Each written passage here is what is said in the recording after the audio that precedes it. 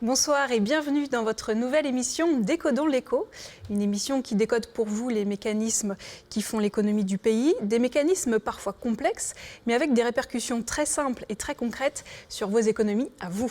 Alors pour ce premier numéro, on va se poser la question qui nous taraude tous, la question de base, pourquoi la vie est-elle si chère en Nouvelle-Calédonie ?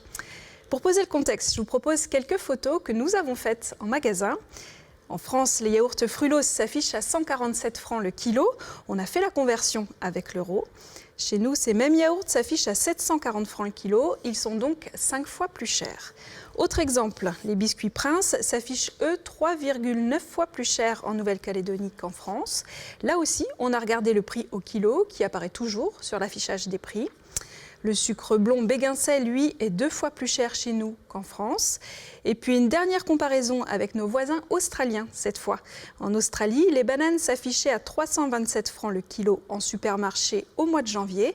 Chez nous, au mois de février, les bananes s'affichaient à 595 francs le kilo en supermarché également. C'est presque 2 fois plus cher. Alors, pour comprendre la raison de ces écarts de prix, je suis accompagnée par Laïsa Roy, enseignante-chercheur en économie à l'Université de la Nouvelle-Calédonie, car cette émission est réalisée en partenariat avec l'université et on en est ravis. Bonsoir Laïsa. Bonsoir Blandine. Alors, tu enseignes sur le tout nouveau campus de Baco, ici à Koné. La rentrée s'est bien passée ? Oui, on a repris les cours il y a un peu plus de 2 semaines, avec pour l'instant 58 étudiants, et jusqu'ici tout se passe très bien. Alors Laïsa, on vient de voir quelques photos, ce sont des exemples. En réalité, tous les produits n'affichent pas les mêmes écarts de prix. Effectivement, les écarts de prix sont différents selon les produits. On peut trouver en Calédonie des produits qui sont moins chers qu'en France, par exemple les produits pétroliers, la viande, les produits de la mer. Et on trouve aussi, c'est plus connu, des produits qui sont plus chers en Nouvelle-Calédonie qu'en France, typiquement les produits laitiers, les œufs et les corps gras, les fruits et légumes et les boissons. Et si on cherche une moyenne, au final, c'est quoi l'écart avec la France ? L'Institut de la statistique et des études économiques, l'ISEE, a réalisé une étude en 2015 qui estime que le différentiel de prix, tout produit confondu, est de 33%. Ça veut dire qu'un produit d'une valeur de 100 francs en France est vendu ici 133 francs. Et alors, si on resserre, si on se concentre uniquement sur l'alimentation, là, les écarts de prix sont plus importants. Effectivement. Selon la même étude de l'ISEE en 2015, un chariot d'une valeur de 10 000 francs en France est vendu ici 20 800 francs. Grosso modo, ça fait un budget alimentation à peu près multiplié par 2. Alors pourquoi ce chariot est-il 2 fois plus cher chez nous ? C'est ce qu'on va décoder aujourd'hui dans cette émission. Et on verra que l'éloignement n'est pas le principal élément de la vie chère. Oui, c'est une idée reçue. L'éloignement n'explique qu'une petite partie du différentiel de prix entre la France et la Calédonie. Et en fait, pour bien comprendre les ressorts de la vie chère ici, il est important de se pencher sur les taxes, le coût du travail et surtout les marges et les protections de marché. Donc c'est notre programme de ce soir. Oui. Mais avant de développer ça avec toi, Laïsa, on va partager avec vous les 3 infos éco qui nous ont interpellés ce mois-ci. Une sélection faite par Samuel Gorouna, qui est aussi enseignant-chercheur sur le campus de Baco à l'UNC. Bonsoir Samuel. Bonsoir. Alors parmi les 3 infos que tu as retenues pour nous ce soir, il y a une inauguration, celle de la première ferme solaire du pays, inaugurée le 20 février dernier sur l'exploitation de Jean-Christophe Gnotou à Farino. C'est une ferme de 16 serres. Sur les serres, les panneaux solaires permettent de produire l'équivalent de la consommation de 600 foyers. Et sous les serres, Jean-Christophe Gnotou peut désormais cultiver ses fruits et légumes toute l'année, puisque le dispositif est anticyclonique. Alors Samuel, si des fermes comme celle-ci se multipliaient ici au pays, est-ce que ça pourrait bouleverser la production d'électricité au pays ? Oui, effectivement, sur la consommation d'électricité publique, c'est vrai que ces dernières années, on a vu progresser les énergies renouvelables, donc l'éolien, le solaire particulièrement, à l'intérieur de la Grande Terre, mais aussi aux îles, particulièrement à Lifou. Donc c'est vrai que c'est une bonne chose pour la Calédonie, pour les émissions de gaz à effet de serre particulièrement. Par contre, il faut bien remettre dans le contexte la consommation électrique, c'est qu'une partie des énergies que nous consommons. À l'échelle de la Calédonie, on est aussi consommateur en charbon, en fioul, et donc du coup des énergies qui ne sont pas renouvelables et qui servent beaucoup pour l'industrie, notamment l'industrie du nickel. Donc ça reste majoritairement des énergies fossiles chez nous ? Très majoritairement, on est à peu près à 90% en production d'énergie non renouvelable. Ok, donc il y a encore un petit bout de chemin. Un gros bout de chemin à faire là-dessus. Alors on quitte le secteur de l'énergie pour passer à celui du tourisme.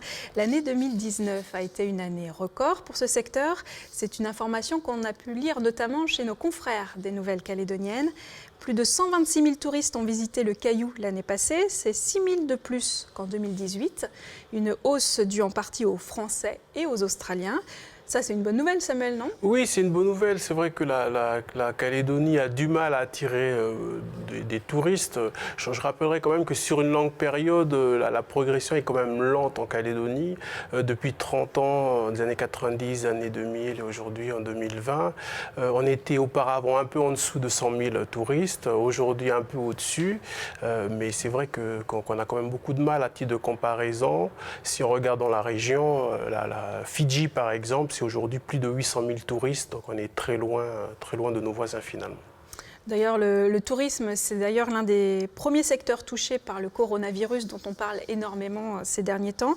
Ce n'est pas le seul secteur économique touché.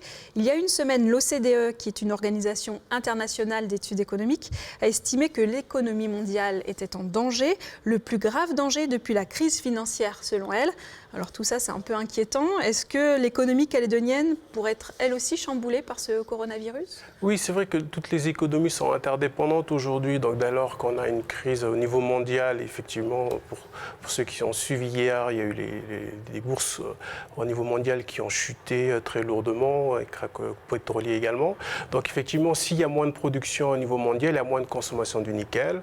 Et donc les prix du nickel peuvent descendre, ça impacterait nos usines de nickel. Parce que nous, on vend à la Chine du nickel. Parce qu'on vend principalement à la Chine. La Chine est la principale consommatrice aujourd'hui du nickel et d'autres matières premières. Donc effectivement, si elle consomme moins et produit moins, du coup, l'impact sera international et particulièrement en Calédonie.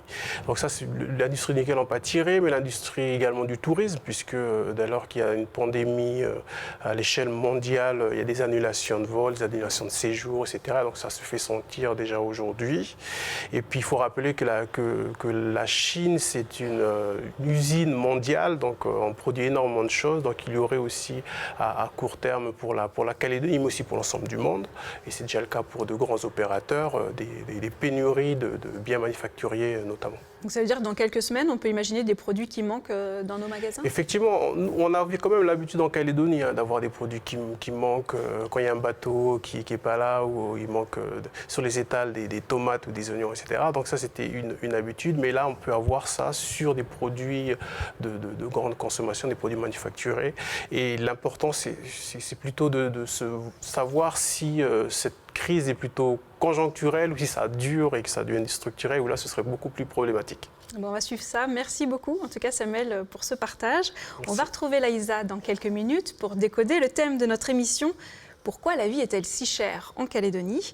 On vous le disait tout à l'heure, ce n'est pas à cause de l'éloignement, en tout cas pas seulement. Pour comprendre, je vous propose de suivre le trajet d'un paquet de pâtes de son départ de la France jusqu'à son arrivée dans les rayons d'un supermarché calédonien. On regarde. Imaginons un paquet de pâtes de 500 grammes dont le prix de gros en France est de 84 centimes d'euros, soit 100 francs CFP. Avant d'arriver dans les rayons de nos magasins, ce produit doit être transporté jusqu'à un port en France, puis embarqué à bord d'un cargo dans un conteneur. Pour ce paquet de pâtes, c'est 4 francs de frais logistiques qui s'ajoutent aux 100 francs de départ. Le fret maritime, c'est-à-dire le trajet en bateau de la France jusqu'à la Nouvelle-Calédonie, en conteneur non réfrigéré, représente ensuite un coût de 9 francs pour nos pâtes. À son arrivée en Nouvelle-Calédonie, le paquet de pâtes doit être débarqué, puis conduit jusqu'à l'entrepôt de l'importateur. C'est 3 francs de frais logistiques supplémentaires. Avant la TGC, la taxe générale à la consommation, les diverses taxes à l'importation représentaient 30 francs de surcoût pour ce paquet de pâtes. Une fois sur le territoire, le paquet de pâtes est vendu par l'importateur grossiste à un distributeur de détail. La marge moyenne de l'importateur grossiste est de 35 francs.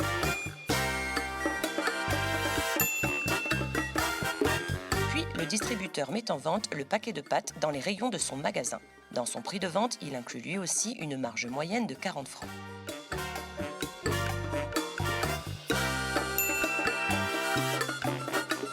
En fin de course, le paquet de pâtes acheté 100 francs en France s'affiche à 221 francs sur le ticket de caisse du client. soit un surcoût de 121 francs.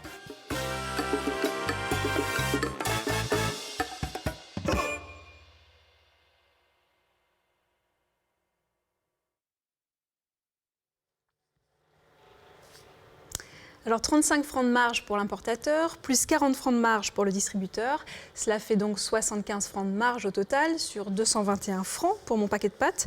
Laïsa, est-ce que c'est beaucoup par rapport à ce qui peut se faire ailleurs ? Pour faire ces calculs, on s'est appuyé sur le rapport de l'autorité de la concurrence en France, de façon à retracer le voyage du paquet de pâtes.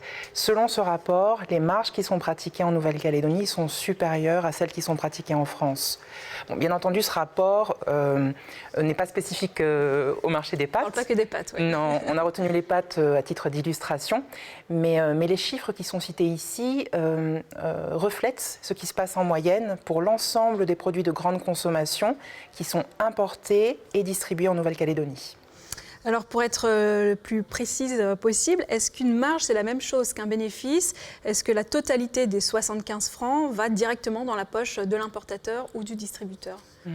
Les marges dont on parle ici, c'est ce qu'on appelle en fait les marges brutes. Et ces marges brutes, elles sont réparties en 3 parts. La première part sert à rémunérer les salaires. Une seconde part sert à payer les impôts sur les sociétés.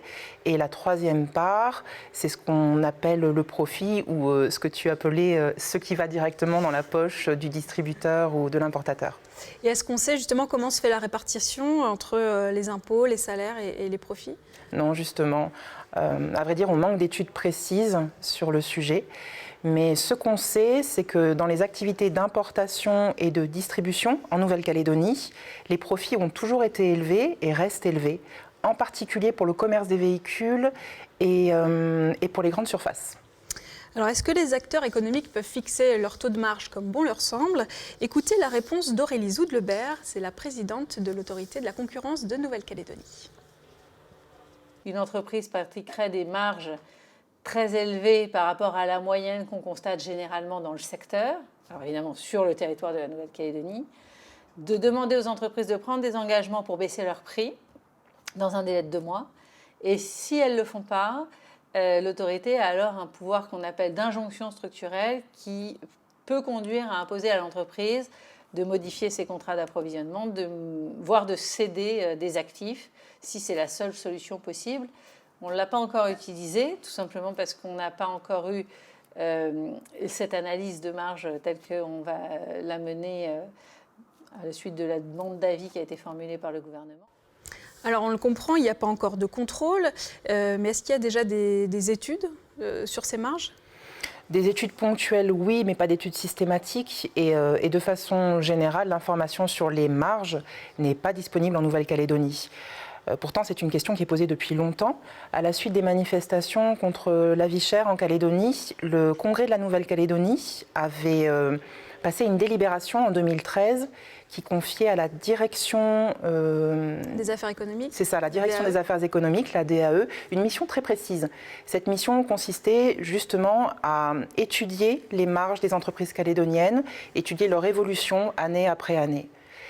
Et aujourd'hui, pratiquement 7 ans plus tard, en fait, ce travail n'est toujours pas fait. C'est donc très important que l'autorité de la concurrence puisse enfin mener cette étude sur les marges, parce que c'est un enjeu crucial pour la démocratie. On a besoin d'informations transparentes pour alimenter l'analyse objective et pour alimenter le débat public. Donc pour l'instant, chacun est libre de pratiquer la marge qu'il souhaite. Certains commerçants prennent une grosse marge, d'autres pas tant que ça. Une bonne chose pour le consommateur, estime le syndicat des importateurs. Écoutez Giacomo Ciocca, il est membre du syndicat des importateurs de Nouvelle-Calédonie. Je dis simplement, ici, il y a déjà un premium price, une différence de prix liée à la logistique, à la géographie. Et après, le reste, c'est un peu le marché. Moi, je trouve que c'est génial maintenant qu'on parle beaucoup de concurrence. C'est la concurrence qui va aussi aider les prix à baisser. Parce que si moi, je vends ma tablette de chocolat et mon concurrent la vend moins cher, et moi, j'essaie de faire soit en qualité supérieure, soit je serai obligé de m'adapter. C'est les consommateurs les rois ici, parce que c'est avec le choix de tous les jours des consommateurs qu'on est primé ou on n'est pas primé. Donc à la fin, moi j'invite les consommateurs à bien choisir. Alors bien choisir et trouver le meilleur prix pour chaque produit, c'est tout de même un sacré travail. Un constat qui a motivé Éric Fontex à créer son entreprise il y a 1 an et demi. Je vous propose de découvrir son activité avec ce reportage de Michel Pimbé. Chaque matin, du lundi au vendredi, Éric Fontex commence sa journée dans les rayons de magasins de Nouméa. Liste de courses en main, il recherche les produits commandés par ses clients. Et ces produits, il s'engage à les acheter au meilleur prix. La mozzarella, produit de base, ici on est à 350, peut monter jusqu'à 550, jusqu'à 750 francs pour un produit très similaire. Et là tu vois sur le poulet, si on tient compte de la différence de prix, il y a presque 500 francs d'économie sur la viande. Avant la mise en place de son activité, Éric a sillonné les différentes enseignes et commerces de la capitale pour créer une base de données des prix. Alors c'est beaucoup de travail de fourmi et puis c'est beaucoup de travail d'actualisation finalement semaine par semaine et parfois jour par jour parce que sur les produits frais, d'un jour sur l'autre, c'est pas les mêmes prix. Donc il faut avoir des idées, des échelles de prix en tête, surtout pour les produits frais, pour pouvoir acheter intelligemment sans exploser le budget des clients.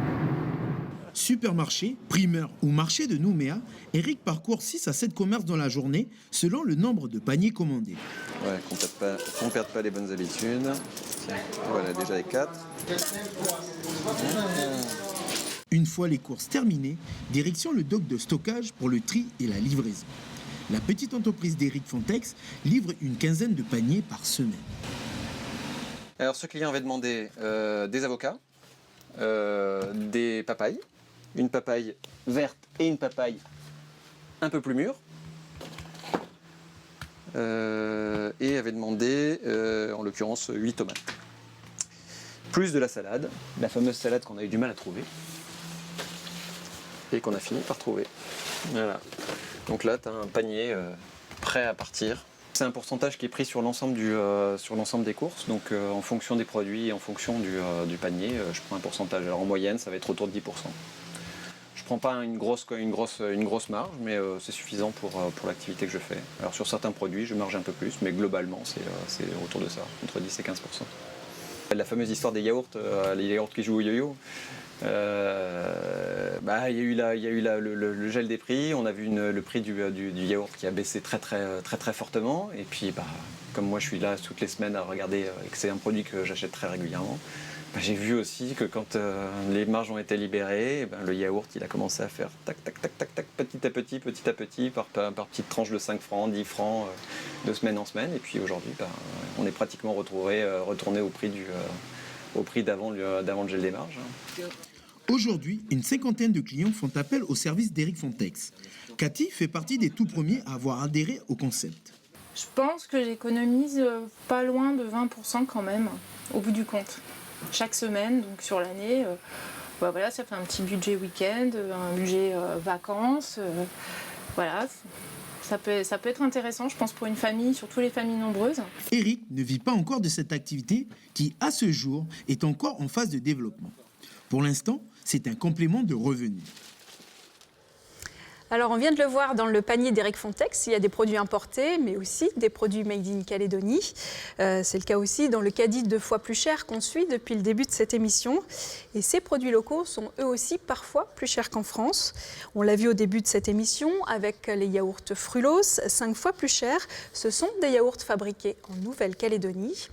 Autre exemple, le Coca-Cola, il est lui aussi fabriqué chez nous. En France, il s'affiche à 120 francs le litre. En Australie, il est vendu à 195 francs le litre. Et chez nous, il s'affiche à 295 francs le litre.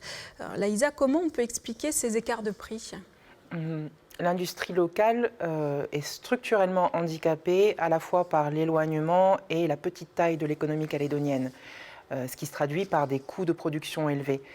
Non seulement le coût de l'énergie, le coût des communications, du crédit, du foncier et le coût du travail sont élevés en Nouvelle-Calédonie, et ce sont des charges pour les entreprises, mais surtout avec un petit marché comme celui de la Calédonie, avec seulement grosso modo 250 000 consommateurs, il n'est pas possible de réaliser d'économies d'échelle. En fait, les capacités de production en Nouvelle-Calédonie sont surdimensionnées. C'est-à-dire qu'on a des trop grosses usines en fait. Oui, qui ne tournent pas à plein. Parce que au niveau technologique, il n'existe pas de machine industrielle adaptée à un si petit marché que celui de la Nouvelle-Calédonie. Et de plus, les dispositifs de défiscalisation incitent à des investissements qui sont démesurés par rapport à la taille du marché local. Par rapport à nos besoins. Donc au final, oui, l'industrie locale n'est pas compétitive et elle ne peut pas aligner ses prix sur ceux de la concurrence étrangère. Alors pour compenser cela, des protections de marché sont mises en place, c'est-à-dire des mesures qui permettent de protéger nos produits locaux contre le Made in France ou le Made in China, contre lequel il est difficile de lutter. Pour comprendre comment elles fonctionnent, je propose à Myriam Gégaud de nous rejoindre. Elle est étudiante en 3e année de licence économie-gestion sur le campus de Baco à l'UNC. Bonsoir Myriam. Bonsoir. Alors est-ce que tu peux nous expliquer quelles sont ces protections de marché ? Alors il existe 2 types de protections de marché. La première que l'on connaît sous le nom de quota, c'est-à-dire qu'on va soit limiter les volumes d'importation ou bien interdire complètement l'importation d'un produit. C'est une mesure qui a pour objectif de favoriser la production locale. Par exemple, on ne peut importer que 1800 tonnes par an de riz blanchi à grains ronds ou longs, ou encore on ne peut importer de crevettes fraîches ou réfrigérées, ou pour reprendre votre exemple sur le coca tout à l'heure, on n'a pas le droit d'importer de coca. La seconde mesure de protection de marché est celle qui porte sur les prix. Là, on va taxer tous les produits importés, toujours dans l'objectif de favoriser la production locale, comme par exemple les chips importés sont taxés à 60%. Pour permettre aux chips locales, du coup, d'être plus compétitives. C'est ça. On a tout compris. Merci beaucoup, Myriam. Alors, on le voit, les protections de marché doivent permettre aux produits locaux de tirer leur épingle du jeu. Mais ces mesures sont parfois critiquées par les consommateurs et puis aussi par les PME, les petites et moyennes entreprises. Oui, le problème, on pourrait dire, comme très souvent en économie, c'est qu'il y a des arbitrages à faire. D'un côté, on soutient la production locale en la mettant artificiellement à l'abri de la concurrence, en particulier dans le secteur agricole et dans le secteur industriel. Mais d'un autre côté, on restreint les choix des consommateurs et des PME en limitant les importations et on renchérit le coût de la vie ainsi que le coût de production pour les consommateurs et les PME respectivement en appliquant des droits de douane. À terme, en fait, les protections de marché peuvent même conduire à des effets pervers, dans la mesure où, quand une industrie reste isolée de la concurrence, elle n'a pas d'incitation à améliorer sa productivité, ni d'incitation à réduire ses prix. On peut donc se retrouver dans une situation où l'industrie locale demeure peu compétitive et au final doit éternellement demander des protections de marché pour sa propre survie, protections de marché dont le prix est payé par les consommateurs et les PME. Alors pourquoi maintenir ces protections de marché puisqu'elles sont régulièrement critiquées? On a posé la question à Xavier Benoît, c'est le président de la Fédération des industries de Nouvelle-Calédonie.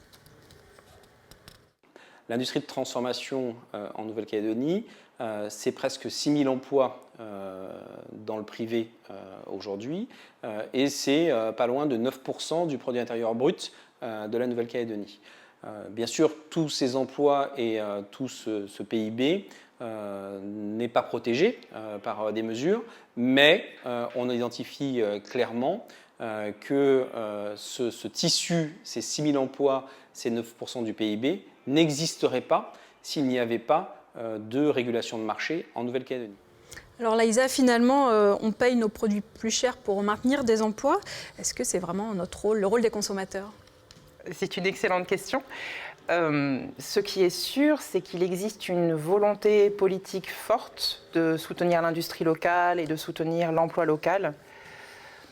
Maintenant, les informations dont on dispose, par exemple, selon l'étude Syndex de 2009 sur les causes de la vie chère, les protections de marché représenteraient en fait moins de 2000 emplois. Donc 2000 emplois sur les 6000 que compte l'industrie. Okay. Et puis, ce qu'on a dit tout à l'heure au sujet des importateurs et des distributeurs est valable également pour l'industrie locale. On ne connaît pas le niveau des marges qui sont pratiquées.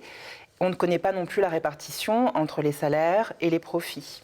Donc, cette protection des marchés, dans une certaine mesure, profite à l'emploi local, profite aussi aux marges, disons, aux profits. Mais on ne sait pas dans quelle mesure les travailleurs et les entreprises sont protégés. Alors comment faire pour protéger l'industrie locale sans pénaliser le consommateur ? L'autorité de la concurrence de la Nouvelle-Calédonie propose un rapport extrêmement complet sur son site internet et des recommandations pertinentes pour concilier les deux objectifs. Protéger l'industrie locale sans pénaliser outre mesure les consommateurs et les PME. Et parmi ces recommandations, on peut en citer 3. Premièrement, les protections de marché doivent être accordées avec des contreparties, c'est-à-dire des engagements en matière de création d'emplois, en matière d'investissement, en matière de qualité et en matière de baisse des prix. Deuxièmement, le respect de ces engagements doit être vérifié et les sanctions en cas de non-respect doivent être crédibles. Donc là, on revient sur les contrôles dont on parlait Absolument. Tout à l'heure. Et troisièmement, les protections de marché n'ont pas vocation à être permanentes. Leur renouvellement doit faire l'objet d'un examen objectif plutôt que le système actuel de reconduction tacite des protections de marché. Alors pour terminer cette émission, je vous propose de regarder dans le rétroviseur la tendance sur ces dernières années. On a vu au début de cette émission que les prix en Calédonie sont 33% plus chers qu'en France en moyenne. C'est un chiffre de 2015. Si on remonte le temps, en 2010, cet écart était de 34%. L'écart a donc un tout petit peu diminué au cours de ces 5 années. Maintenant, faisons cette même comparaison en nous concentrant sur l'alimentation uniquement, c'est-à-dire sur notre caddie 2 fois plus cher que l'on a suivi tout au long de cette émission. Il date de 2015. Si on remonte le temps, notre caddie à 10 000 francs en France coûtait 18 900 francs en 2010 en Calédonie, contre 20 800 francs en 2015. L'écart de prix s'est donc accentué pour l'alimentaire, passant de 89% à 108%. Laïsa, est-ce qu'on peut espérer un changement pour ces 5 prochaines années ? Je pense notamment avec le passage de la TGC, la taxe générale à la consommation. Est-ce que ça va changer quelque chose ? Disons que l'introduction de la TGC à la place de tout un arsenal de taxes à l'importation va dans le bon sens, ne serait-ce qu'en permettant davantage de transparence au niveau des prix. Mais la TGC ne résoudra pas à elle seule le problème de la vie chère en Nouvelle-Calédonie. À minima, il faudra que la TGC soit couplée à terme avec une réforme des quotas et avec davantage de transparence sur les marges qui sont pratiquées par les entreprises calédoniennes. Mais cette question du niveau des marges, de leur évolution, on sent que c'est un sujet sensible, un sujet délicat. Pourquoi est-ce que c'est si difficile de s'emparer de ce sujet-là ? C'est difficile de s'emparer du sujet parce que justement, on manque de données objectives pour éclairer les politiques publiques, c'est-à-dire pour mesurer les avantages pour les uns, les inconvénients pour les autres, et au final pour mesurer, disons, la pertinence d'ensemble des politiques publiques et des aides qui sont accordées. Et puis ensuite, dans une petite économie comme celle de la Nouvelle-Calédonie, la proximité entre le pouvoir politique et les acteurs économiques peut poser des problèmes d'impartialité. Et c'est pour ça que les pouvoirs publics ont tout intérêt à s'appuyer davantage sur l'autorité de la concurrence de Nouvelle-Calédonie, parce que son expertise et son impartialité sont des atouts précieux, et c'est sa raison d'être. Merci Laïsa pour toutes ces explications. Merci aussi à Samuel et Myriam qui ont participé à cette émission.